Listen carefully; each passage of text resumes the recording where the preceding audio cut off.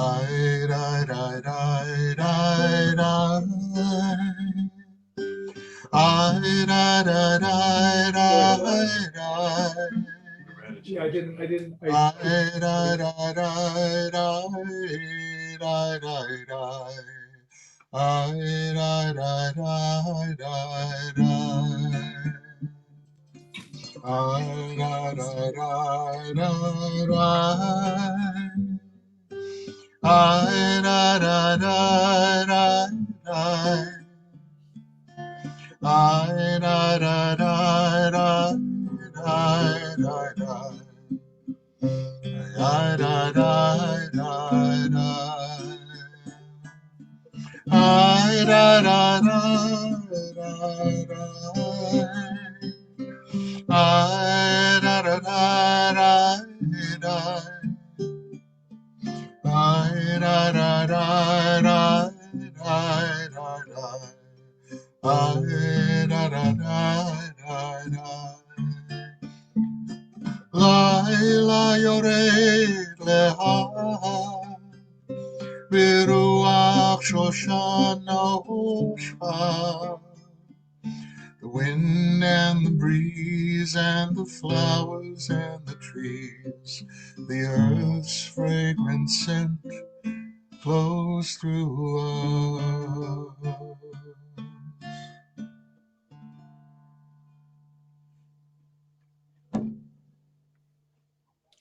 Welcome. It's so good to see all of you today, and really an honor to be here.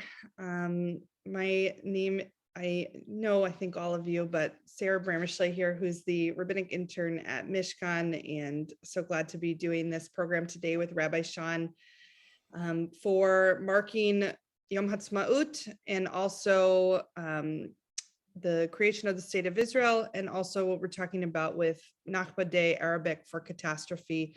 And in our program tonight, we are really going to be looking at a variety of different narratives and different perspectives that are brought into the Israel-Palestine region, but also brought into how we take care of our earth as well. And as we've been doing throughout the year at Mishkan, really grounding ourselves in what it means to be in a Shmita Year, what it means to recognize the interconnectedness of our land, often in a time and in a space where we can be very human-centric in that. What does it mean to recognize the humanity, but also recognize the ecological impact and experience as well? And we know there is much destruction ecologically at this time, and we also know there is potential for so much growth.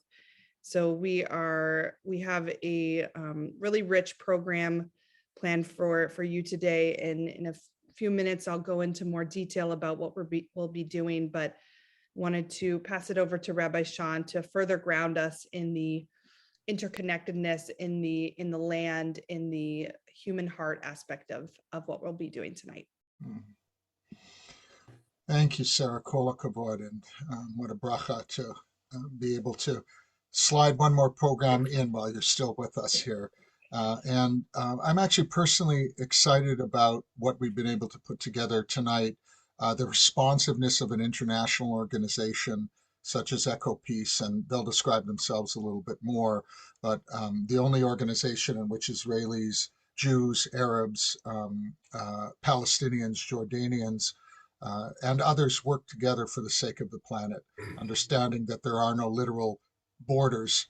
The maps are human created, and the health and well-being of the planet itself isn't as interested in 1, 2, or 10 states, but is responding in its own way and asking us how we're going to show up. So that's the Shmita connection, as Sarah mentioned before, that we wanted to, in our programming this year, take a look at kind of earth-based centered perspectives of letting our imaginations go fallow and letting the earth speak to and through us in ways we might not normally consider. So you see, I went to great extent tonight by flying to a lovely location. Jean herself actually left the planet. Others of you are, nestled in your own homes. but wherever you are, we're going to ground ourselves in Adama v'Shamayim, in the heavens and the earth. We who are the tzitzit of the planet, almost like the filaments, in, of, and on the earth itself.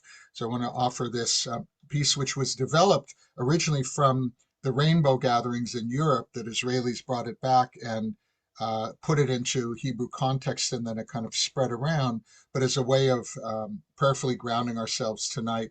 And then Sarah, as you said, you'll introduce the program and we'll bring our guest speakers in. So, and it's a call and response if you feel comfortable in your muted form, but hardly muted in personalities, given who's here tonight. So feel your feet on the ground, feel yourself seated, become aware of that which is already there, and the fact that above you and around you are all these compounds, this O2, all these different compounds swirling around in a cosmos that's beyond the stratosphere and the atmosphere of this precious planet. And so we connect ourselves with you tonight. Adama v'shamayim, chom ha'esh, utzliel hamayim. I can feel it in my body, in my spirit, in my soul. Love the earth and the sky, heat of sun, flow of water.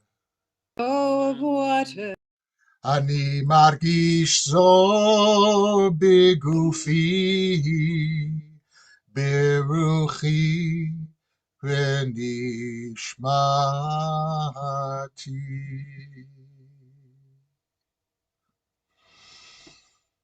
Amen. Back over to you in the Carmel Mountains, Sarah. Thank you, Rabbi Shawn. Take in that reminder of the feeling and the connection that we get with the earth and the opportunity that provides for us too. So our main program tonight will be listening to an interview that myself, Rabbi Shawn, were privileged to do with two staff members from EcoPeace, Ashok and Nadav, and we will have time to listen to their words and explain the work that they do, and also have time for some breakout rooms after that as well. But just want to give a little bit of grounding and background into their organization. I'll just give a little bit because they'll give more, and kind of just a little bit of a framework for today. And so EcoPeace, previously known as Friends of the Earth Middle East, was formed in 1994 as a way to bring Egyptian, Israeli, Jordanian, and Palestinian environmentalists together to promote integration of environmental considerations into the regional development. And one thing I'm really struck by in their work is their strategic approach around recognizing both the bottom up, like the top, like working in the grassroots level, as well as working on the policy level to bring about change in the region. And one thing that is so core in the work that they're doing is the power of relationships. And just this past Shabbat at Mishkan, we had a bit of learning around Israel-Palestine. And one thing that came up that I was reflecting on in some informal conversation afterwards was the power of relationships, and just that no matter what we're doing, even if it is on this like very high level policy basis, that without relationships, it's really hard to move any sort of work forward. And I have seen that in my work around Israel-Palestine in building relationships with people, of the power of seeing things, a power of experiences of communities, and power of really working together to bring about change.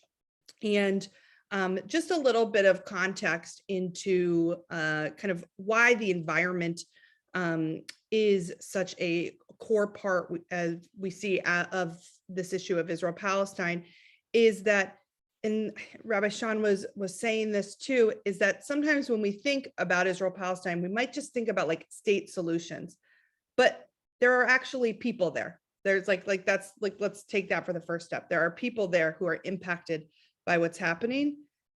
And there's also the agricultural and the environmental reality of the region as well. And so when we divide lines, we're not only dividing lines on a piece of paper, but we're actually talking about real land, real communities.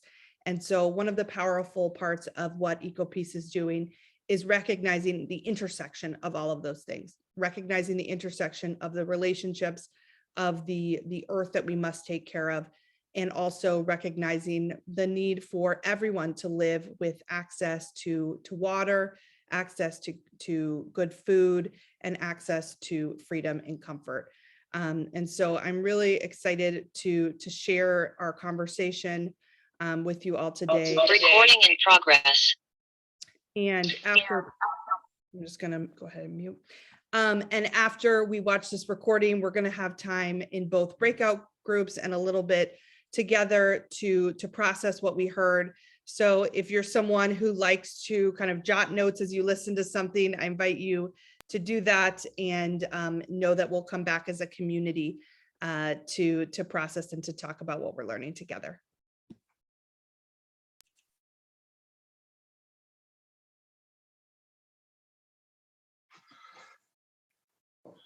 Salam alaikum, shalom aleichem. Welcome everybody. We're here with great delight with Eshak Al-Guza and Nadav Tal, Nadav from Israel and Eshak from Jordan, and both of them representatives of EcoPeace, formerly Friends of the Earth, Middle East. And I'm here, Rabbi Shawn Zevit, who has to adjust. Zoom is always changing the pronouns. My he, him got erased, everything I had there, but my pronouns are he, him, and I'm the Rabbi of Mishkan Shalom in Philadelphia, Pennsylvania, the land that the Lenape people have also lived in for centuries. And Sarah? Yes, and it's Sarah Brammer Shlay. I've had the privilege to serve as the rabbinic intern this year at Mishkan Shalom, and I use she, her, hers pronouns, and really honored to be having this conversation today. So Hi, this is Stop, and I'm the National Projects Manager for EcoPeace Middle East, Amman, and I pronounce he, him, and happy to be with you. Hello, everybody. My name is Nadav, and I also work for EcoPeace together with Yitzhak for about 7 years, and I'm EcoPeace Water Officer in Tel Aviv office. And all of you are here either joining us on Zoom from various parts on this evening. And we recognize that it's Yom Haatzmaut is a time of reflection and celebration. It's also for some of our Palestinian brothers and sisters, Israeli Arab siblings, a time of some distress and difficult memory. And we welcome it all and all vantage points here with our specific focus on the earth.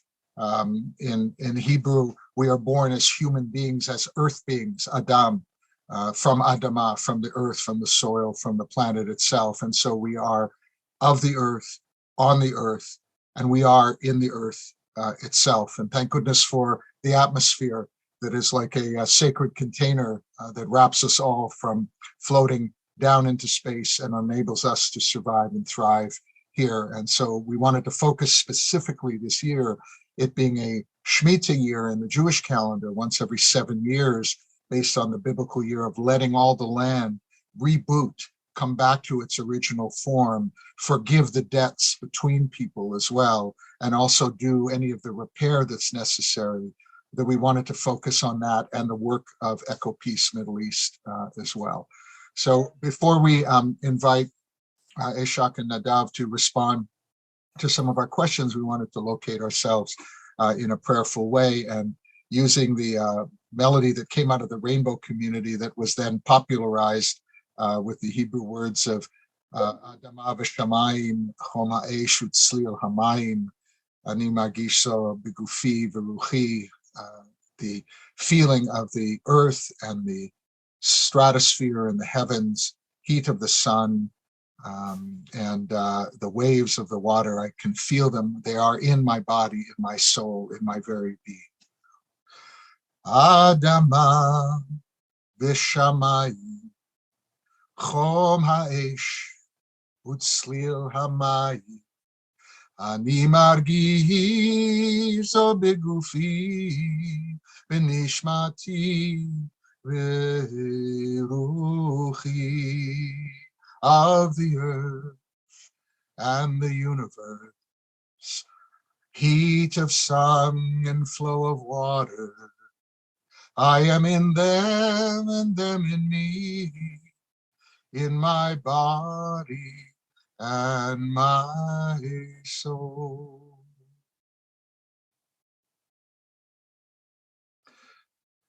So with the deep gratitude of your presence, to let everybody know that, again, why we call this particular program at this time, fitting, in this moment. And also because certainly recent reports that have talked about, we are already well into climate crisis and the change that we were imagining upon us. And also really appreciating your work in EcoPeace as a way that combines the planet and an attempt to live in equality and freedom for all peoples in the Middle East as well, and not separate those issues, which are equally important for us here at Mishkan Shalom in Philadelphia as a Reconstructionist community as well. So we share those hopes and principles and struggle with some of the same things here in our little parse of Earth today. I also feel that when it comes to peaceful coexistence and self-determination, that we must be engaging in the conversation and the work that you are doing there as well as here. Because without it, the social, the political, the religious discussions, it feels to me almost like a distraction in many ways of the fact of what's going to happen. That when we look at 20, 30, 50 years from now, how much of Tel Aviv may be underwater, whether the Yarden will still be active or not, whether the beautiful EcoPeace Park or the river behind me, the apartment behind Sarah, the Negev, behind you, Nadav, we can't take any of this for granted. And I remember being in a heated discussion with another Jewish person about, peace and self-determination in the Middle East, and it was going nowhere. And for whatever reason, at the one moment, I just said, there are certain places, like if you fell in the Yarkon River right now and other places, you would likely emerge with carcinogenics as a result of that. So whether it's 1, 2, or 10 states, the future, or who's in charge here and there, the fact is that the earth on which we are in this precious part of the world is under great stress and duress. And if we don't solve that, all the rest is going to be water, health, sustainability, is going to negate anything else if we only deal with those realms. And the person softened their stance. And in a rare moment of seeing change happen before, they said, I have to think about this. I hadn't thought about the earth as a factor in peace between peoples. And so that's another reason why I was wanting to, to lift this piece up and engage you in this conversation. Sarah, I know you have your own experience. Maybe you want to ask that and then invite our esteemed guests to respond. We have our first question for them as well. But if you want to say anything about, how you come to this conversation today.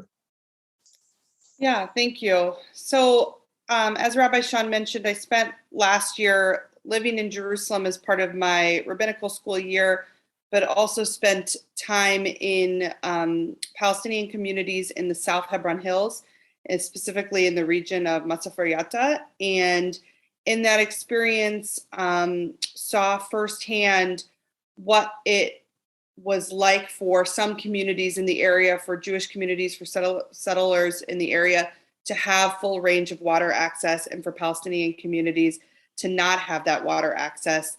And I think one thing with water, which is one thing I'm very grateful for the work that you all do, is I think it's just such a tangible way to look at what does it mean for people to truly be able to live freely and to truly have equal access to not only the comforts of freedom, but also the tangible materials as well that are necessary to live. So just, I'm very intrigued to get into this conversation today, to hear about the work that you all do and the way that you all kind of look at that intersection of the big picture vision of how people can live in a way where all people live in with freedom and dignity, and also the material realities of what we need as humans to survive and to live. So I really appreciate the way in which the work that you do live at that intersection. So maybe we can start there. Like, what is the work? Because there's plenty of people that may not know what you do and how you each personally felt called to it. Because it's a major commitment and a stance, and not always the easiest or without resistance. So just appreciating you both, what the coexistence stance means, as well as for the sake of the earth. So however you want to address it, in whatever order, please. Okay, so maybe I will start. First of all, I want to say, how did I started with EcoPeace? You know, before I with EcoPeace, I'm mainly environmentalist. Yes, I'm not really a political person.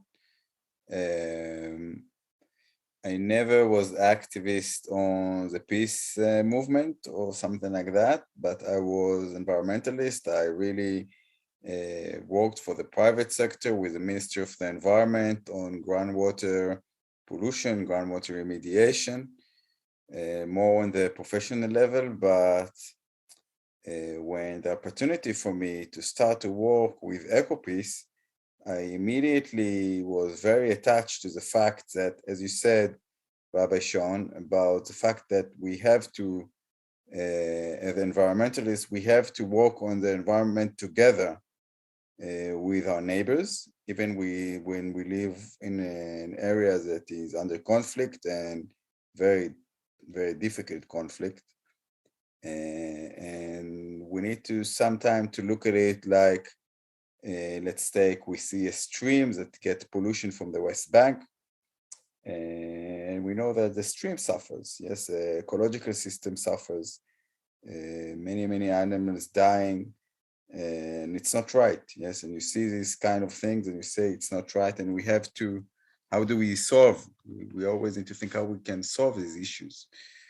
And when I started with EcoPeace about 7 years ago, first of all, the first thing that came into my mind, and EcoPeace is really strong about it, is education, because everything starts in education. And what we did, we still doing, yes, is like taking the environmental issue and use it as a bridge for peace. Okay, taking this really basic and common background for everybody, and everybody can attach. Everybody wants clean water. Everybody wants clean environment. Everybody wants to share. And with these kind of conversation between people that I found out has terrible ignorance, and Isha can prove it also from the Jordanian side, on what's going on behind the border. People are really ignorant, and they don't know anything about the other side. They know only things that they get from the news, and usually it's only bad things, and people are really afraid. Let's say when I had to take youth to Jordan, it was really, really challenging. It's not really easy. People are very afraid, going to an Arab country. As we have peace with Jordan, it's still, they see it as a dangerous place. And we had to work very hard for this. But when we tell people that we're going and we meet Jordanians and we talk about the environment, there are people on the other side who wants to talk to us, who wants to know us, and taking all the prestigious ideas, or not prestigious ideas, how do you say in English? The thing that you think about your neighbors, but it's not really true. Like the projections. Biases, yeah. Yeah, biases. Yeah, and so as the environmentalists, we started to also bring people together and work on the environment. That for me was like really working for the values I believe in. And the thing that we bring people together and youth that came back from activities and just saying to me that was the best activities they ever had in their life, because they were amazed that they don't know anything about the people that live just 10 minutes, 20 minutes away from their home, don't know anything about it. And finally they just opened their eyes. And on the other side too, Palestinians and Jordanians came to me and they told me we find nice Israelis. We met nice Israelis. We didn't know there are nice Israelis. And the fact that we have so many problems to work together, because it's or we swim together or we think together.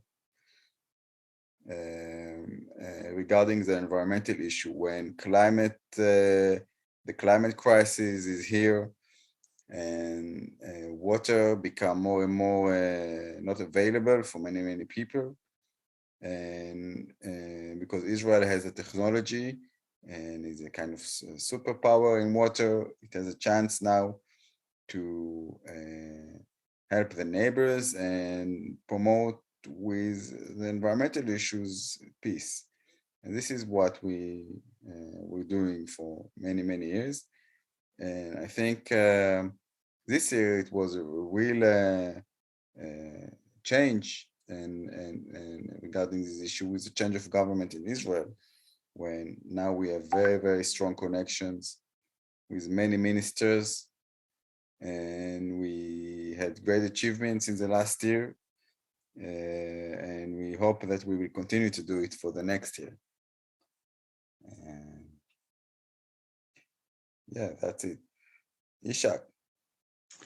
Well, thank you, Nadav. I can only second the words you just said. I have to add that I've been with the EcoPeace for 8 years now. I'm environmentalist. I studied water management and environmental engineering. But why I choose to move and to stay with this organization, because it's a necessity. I'm not doing a favor for myself or my people. It's something important, and I'm brave enough to be part of this brave group that is trying their best to fix what already has many trouble. Conflict has a price. And Nadav just spoke about maybe one or two aspects that we work on, but we've been working for 30 years now. To be more precise, 29 years since this organization started. We work on a very systematic and strategic way. We work with young professionals, teachers, and community, and we work with decision makers, international community, with our supporters from the surrounding and the countries around the world, because our issue is not an easy to be resolved in a year or two. It's been 70 years since the conflict started, and yet we are working hard to find a buffer zone and to try to mitigate the cost of conflict on our people. And because we are the people, we're trying to our best to find solutions. And as Nadav said, I'm living closer to an airport, small airport, but there is a traffic now. You'll tell us about your virtual background soon and why that's a separate sound from what we see, but go ahead. Sure. So, as I said, our approach is very unique. We have the top-down approach and we have the bottom-up. So the top-down, what Nadav told, the bottom-up, what Nadav told you, and the top-down, when we work with decision makers and researchers, scientists, because when we want to resolve a problem that is in our community, we need to provide our leaders, our decision makers, tangible solutions, feasible solutions that can be implemented specifically for our region. We want to bring something applied in Europe and just have it here and it will work. No, we will create our own, and we have achieved a breakthrough through the proposal we recently proposed 3 years ago, and now Israel, Jordan, and signed the declared of intention in the UAE. That was an amazing achievement for EcoPeace. So yes, we work with our people, we work with our environment. The environment in our case is a partner. We are not anymore greedy to consume our resources without thinking of the sustainable development and having the climate change crisis on our table that will hit us and hit us hard this time. Our neighbors have the technology, but our governments and people doesn't know this. And here where EcoPeace role come true to facilitate this transition to become more feasible for our people to meet each other, the cross-border visits, that they can deal and they can know who's the other side, who's the one living in the other side of the river. We're so close to each other, but we're so apart from knowing our culture, and what brings us actually in reality is much more what compared to what divide us apart. So I leave it from here for you. Could you actually, Sarah's going to ask another question, but could you Sure. tell us the background, because that's significant. It's not just a random slide that you picked off the internet. Yeah, sure.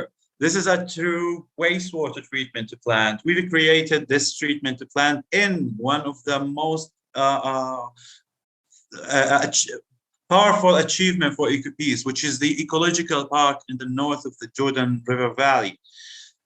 This ecological park was the place, and is still the place, where we gather Palestinian, Israelis, and Jordanian together, and international as well, to educate them about the water realities, the environmental situation in our region. And I've created here a wastewater treatment plant that can treat the domestic wastewater using only environmentally friendly technologies. And this is an example of how EcoPeace provide our decision maker with solutions. In the Jordan Valley, especially in Jordan, there is no sewer network. So our people has a problem that their domestic wastewater sometimes gets overflow from the suspect in their houses and destroy the infrastructure. So it's not a focused community for our government in Jordan, but instead of our EcoPeace is starting to blame the government, we act fast. We work with the international community, with the scientists, and we bring a technology that can be implemented right away and in an easy way. And you don't have to have the highest technology in the world to resolve an issue such as the wastewater. And instead of that, this treatment plant, you can use the reclaimed water for irrigating and discharging the wastewater safely and then back to the nature, instead of having a raw sewage being spilled or overflow from those communities. Yes. Thank you so much. Ishak and Nadav, you both talked a lot about relationships and how relationships are really core to the work that you do at EcoPeace Middle East. And I'm curious if you can talk a little bit more about why are relationships so crucial when it comes to making change, both around the issue around climate change and also broader peace and conflict initiatives in the region? And what are ways in which you've seen the power of relationships really impact your work in a positive way? Okay, so it relates also to the Eco Park, because this is our relationship hub. This is where we getting people together. This is also where EcoPeace staff. We have 3 offices. Yes, the people who don't know, we have 3 offices: Tel Aviv, Ramallah, and Amman, and we don't see each other often, mainly in Corona time. And the Eco Park is just, a hub to build a relationship not only between the people of the region, also between EcoPeace staff. But I think the fact that we see building relationships so important, as you asked, is the fact of, as I mentioned before, the factor of ignorance. The factor of ignorance, as it has, most of the people are ignorant about what's going on the other side, and they are very influenced from the local education system and media, which is not really balanced in each country. And the fact that we need to overcome this ignorance. And how do you overcome ignorance? Is only by making relationships. And when you bring people together and you start to get to know each other from, as we said, bottom up, then you start crumble the ignorance and build, as we call, capacity building for more peaceful relations, okay, and cooperation. And I think we call it environmental peace building. Yes, we're taking the environment as a tool to make peace, okay, between each other. And every time I come to the Eco Park, there is such a special atmosphere there, because it's very unique. There's not a lot of places in the world that has this like objective, yes, and to bring people who don't know each other, who are very suspicious, and they don't speak the same language, which is a big barrier when we bring Israelis and Arabs together, and Arabs usually speak only Arabic. And when we have the gap of language, it's also something that I learned Arabic. I see it as also a bridge for peace. I personally think that if all Israelis would have speak Arabic, then we wouldn't have conflict, because language is a very big part of the culture. And if you know the language of your neighbor, then you also can understand the culture and bring the ignorance down. So this is how I see it.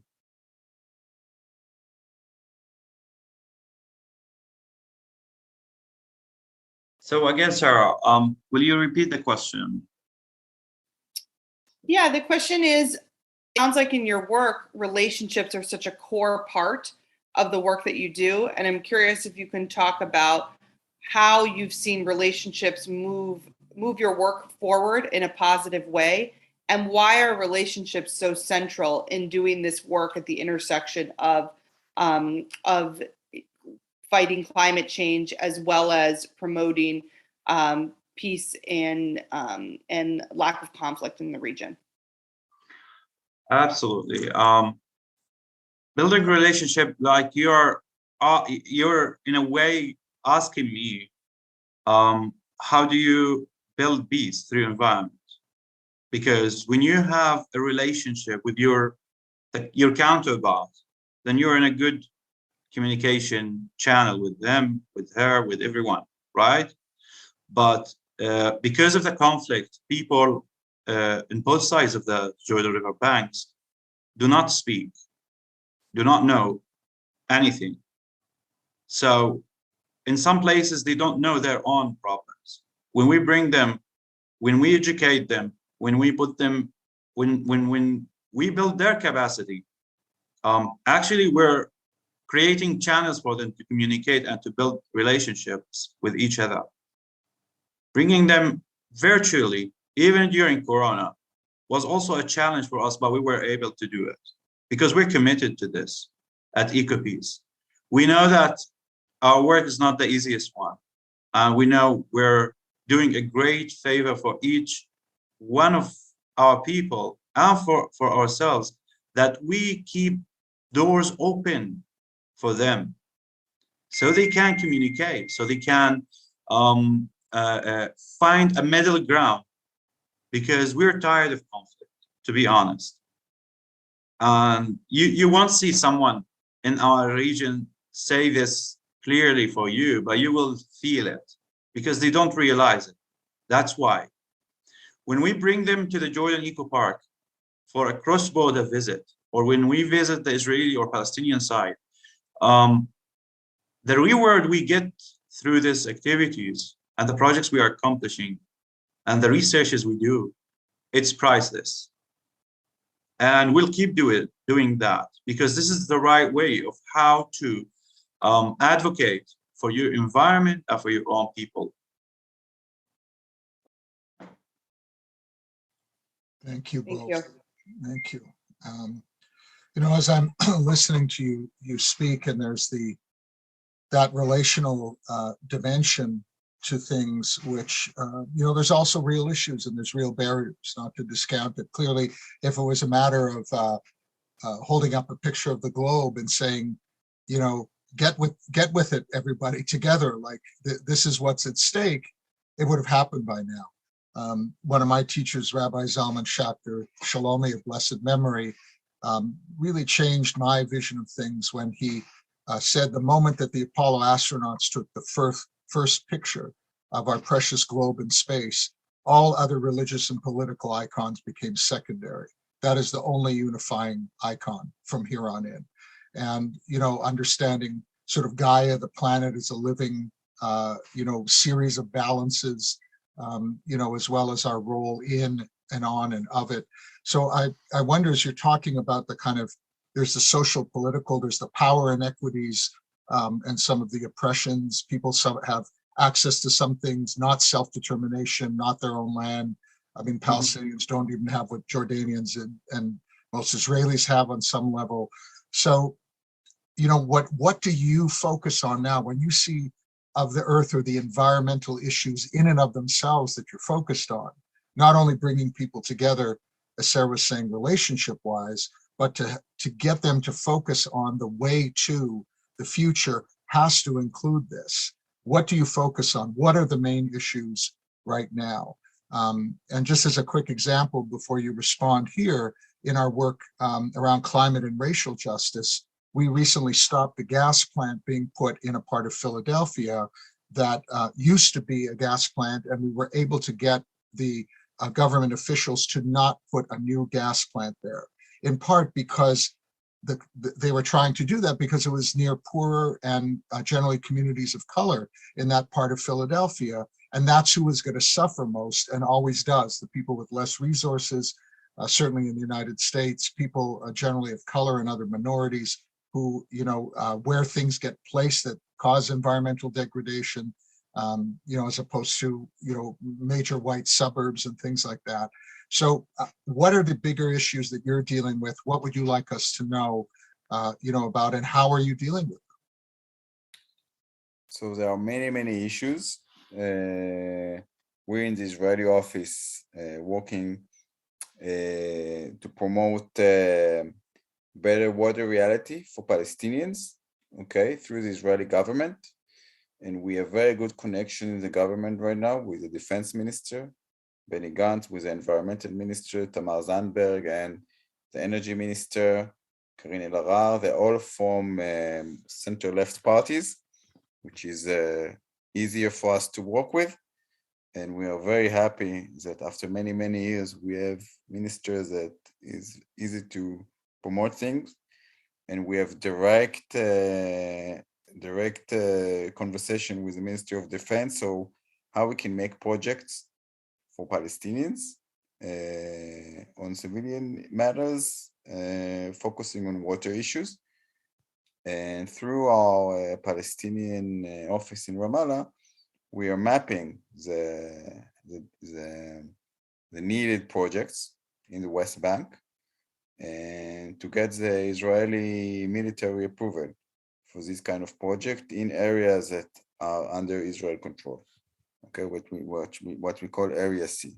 So this is something very hot. It's like undergoing. We still don't have any result for it, but something that was stuck for many, many years. Now there is a willing, also between the Palestinian authorities and the Israeli government, to promote projects for Palestinians on water, sanitation issues, to improve the life of the average Palestinians, mainly in the areas you lived in, Sarah, Yatta, and South Hebron. This is areas that we are focused on, really, really strong. And we have the achievements that Ishak was talking about, the Water and Energy Nexus Agreement that was signed last year between Israel, Jordan, and the United Arab Emirates, something that EcoPeace, we were the architect of this agreement, which mainly talks about Jordan buying water from Israel, from desalination plants, while building power plants in Jordan for Israel to buy clean energy, renewable energy, which is really, really needed today, facing the climate crisis and answering the demands that Israel obligated to the international community and the OECD about reducing emissions from fossil fuels, mainly from natural gas. Okay, so this is mainly subjects we're working now, very in the last year. And we're now moving forward on the Jordan River, which is Jordan River and the Dead Sea, which is now moving really strong about making in Israel government decision to make rehabilitation for the Jordan River and to make a regional effort, because we know the Jordan River is a border, and it doesn't matter if Israel take all the pollutants out to rehabilitate the river, but the other side doesn't do anything. We didn't do anything with this. Okay, so we have to have the regional cooperation, and this is something we focus on, the regional cooperation on the Jordan River to make the Jordan River clean and with fresh water again. So after achieving this really, really fantastic achievement with the Water Energy Nexus Agreement that I personally thought that it will never be achieved, because we had very hard time to promote it for many, many years, and suddenly the government changed, and suddenly after a few months we achieved it. Okay, so that's just say that we never should give up, even though it's very, very hard to promote things, and sometimes it looks like a dream, but we see is that we have the window of opportunity to make a change, and then we should press on the gas and reach these fantastic achievements. Thank you, Nadav. I think you meant Great. press on the solar energy, not on the gas. Just wanted to. Go ahead, Eshad. So Nadav spoke about the better water reality for Palestinians, improving the life of Palestinians, the water energy nexus, and the Jordan River rehabilitation as part of what we're doing. But I would love to add that in Jordan also, we are focusing on the sustainable water management, wastewater solutions as EcoPeace. Also in Palestine, we do the same. And I would like to emphasize that the topic that we can't combat the impacts of climate change each country alone. We have to create a regional understanding that this issue will be only resolved, and we can only survive when we work together, Palestinians, Israelis, and Jordanians. And we're currently investing in young professionals in our programs with investors as well. So we've been expanding the domain of our work, the environmental peace building, into we're taking it to the next level, that we're collecting the lost opportunities we have in our region to build a real lasting peace between people and the environment itself. So this is what I have to add to what Nadav already mentioned. Sarah, I don't know if this connects to anything you wanted to ask Nadav or Ashok at this point. Yeah, thank you. First thank you for sharing with us so much about the work that you do. And one thing that's sticking out to me is it seems like you all have and you've talked about kind of the bottom up, top down strategy. It seems like you approach this work from a variety of different angles. And I'm curious if you can talk a little bit more about like why is that? How did you get to that point where you thought, actually, there's not one way to approach this issue. We have to think about it in a lot of ways. And what are ways those different methods of change have worked together? And if there are any challenges that come up with that too. We're also curious to hear about that. Okay, I think it started when the first organization was created in '94. In 1994, there was a time of optimism. Peace was here, the Jordanian-Israeli peace agreement was signed in 1994, and it was a follow-up of the Oslo agreement between Israelis and Palestinians. So it looks like peace is here. So we just need to take care of the environment. And the question was that if peace is here, it means that the environment will get better. And the answer for this question was no. There is no correlation between peace and the environment. And we should make an effort to make a regional cooperation on environmental issues, regardless the political process. Okay, and we saw that during the years, we faced very difficult times, when the peace process collapsed and we started the Intifada here, and a very, very difficult time for the region, and also difficult time politically between Israel and Jordan, and a lot of crises, yes. But still, EcoPeace still was moving forward with projects, even though the political issue is stuck, yes, and peace is not in the horizon right now. The fact is, this is why we worked bottom up and top down, because if we have a problem with the governments or with governmental issues, we're not saying we don't do anything. We building, the relationship, as we mentioned before, between people, between communities, between youth, yes, to influence the top down. Okay, this is the main thing. Like, while working with youth and young professionals, and as Ishak mentioned, and promoting the relationship and building the capacity building from the communities upwards, then we can influence top down. And of course, it's very important for us to have good relations with the government, because eventually the government is the one who has the authority to make the change.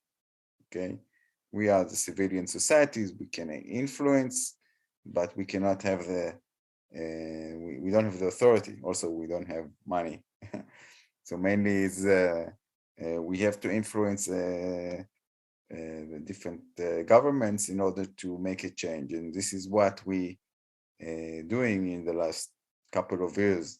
When we see it, also you see that we have a change of government in Israel, suddenly things moving forward, because we have this window of opportunity to make the change. And if not, like it was before, when we didn't have good relations between governments, then we work with the communities, and we don't let the bad political atmosphere to interfere with our work, though it's interfering. There's nothing we can do. When we had Donald Trump as a president, and the thing he did with Jerusalem and all of this, it bothered many of our participants, and we were not ignoring it. Yes, but we still don't say like one politician or another will interfere on our meeting, and people that come to our meetings understand that we're not going to solve the conflict. Yes, EcoPeace is not here to solve the conflict. We're here to work together on the basic needs that we need to have on our daily lives. Okay, this is what makes us so special. We are the only regional organization exists that has Palestinian, Israelis, and Jordanian on the same organization. And this is something we're really proud of.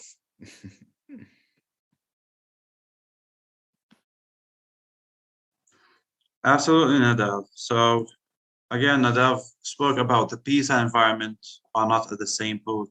This is what we discovered as EcoPeace at early stages at the initial initiation phase of this organization. But let me tell you about that. There is no magical button. You just press it and our things will be resolved right away. No, that's not the solution. We work with all layers of our societies, faith leaders, scientists, students, local community, decision makers, and international key stakeholders. Environmental problems as big as the one we have require a collective effort to be resolved.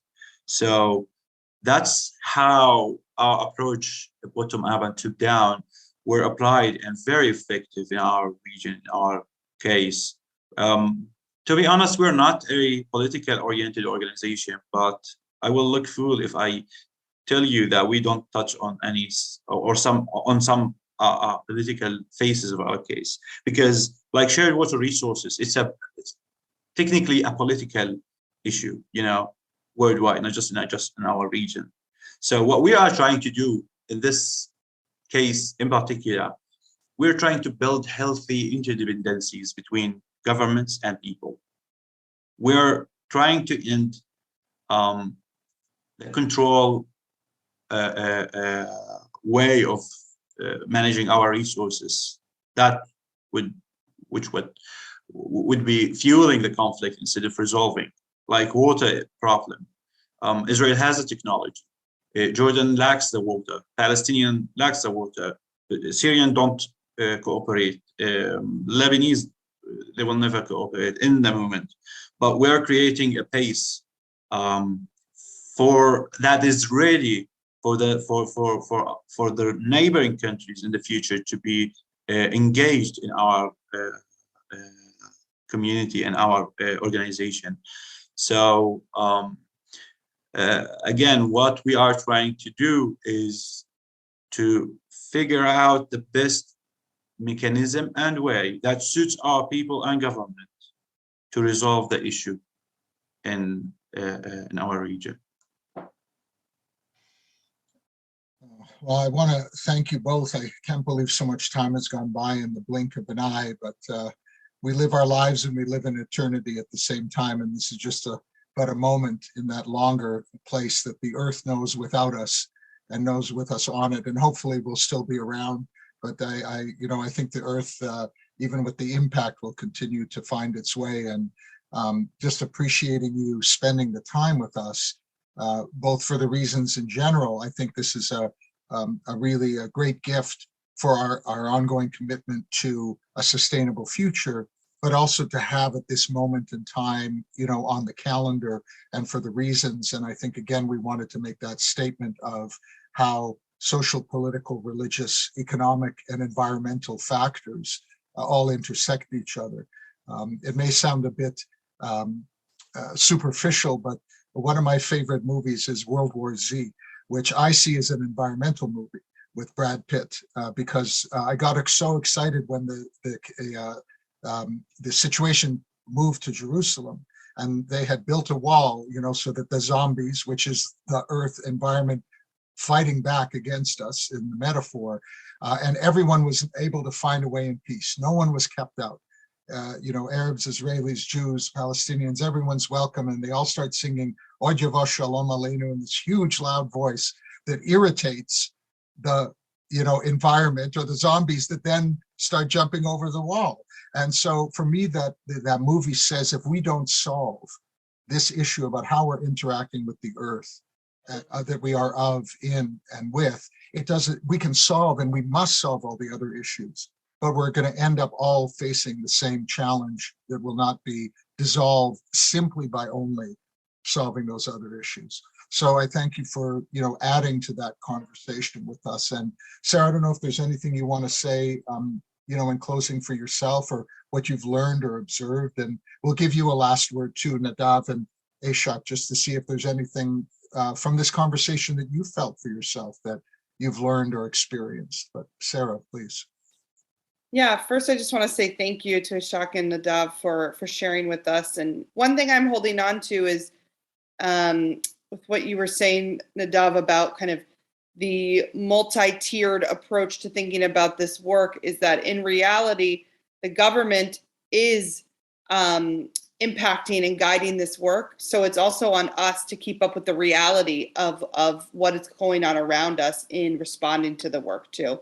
So I really appreciate the way in which you all see the intersection of so many different things that impact the work in this region, and just really grateful for the work that you all do that is difficult on a lot of levels, in the bureaucratic level, but also in the level and the craft of relationship building too.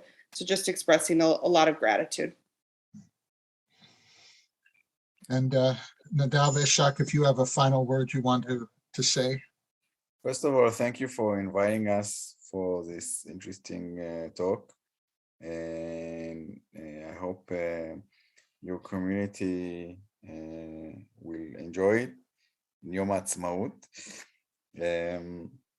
So just regards from Israel, and I hope that people can know that me and Ishak were able to open your eyes and see different reality from an area that most of you hear about wars and conflict and terror and not the good thing. And I think that I don't know if you know, but our directors, Gideon, Nada, and Yana, were invited to the Security Council in the United Nations twice last year in order to speak about our work, because the world is tired to hear about the Palestinian-Israeli conflict on all the bad things that's happening. So they want, I think, in Germany and Norway, where they were holding the presidency of the Security Council, inviting us to present our work for the world, to show that something else is going on in the Middle East, not only the thing you hear in the forum all the time. So that's just to a blink of optimism instead of all this bad news all the time. Ishak. Sure. So, Sarah, Shawn, thank you so much. And I hope your community will enjoy this talk. To be honest, yeah, we've been speaking for many, Nadav and I, for many problems that we were facing, but in reality, we'll be so optimized. We are optimistic, to resolve those issues. I mean, recognizing them and speak to you, speak to you frankly about them and how we are approaching the solutions. That is something we'll be keep doing. And challenges are there, but we are very optimistic, and we have a great team, and we have a great support from our national, regional, and international communities to keep up the good work. And thank you so much for having us and for this conversation. Absolutely, yes.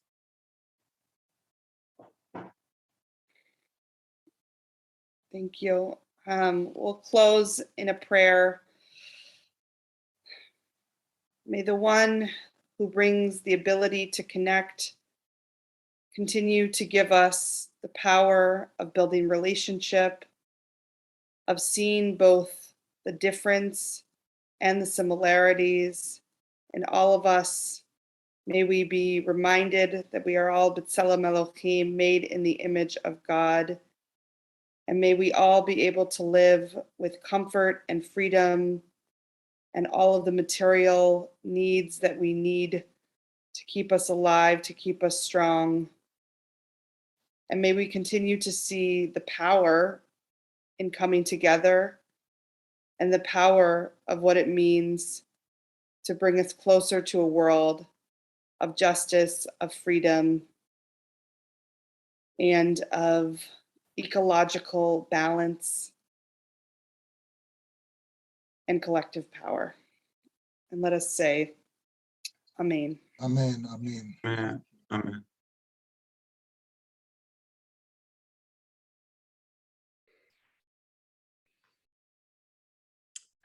Feeling continued gratitude for that conversation and our ability to hear those words together today, and to see, as was repeated several times, the way in which we just can't disconnect the earth from this conversation. It is just, it's not possible, and it's not actually going to bring us to greater stability and greater freedom and greater like relationship with the land too.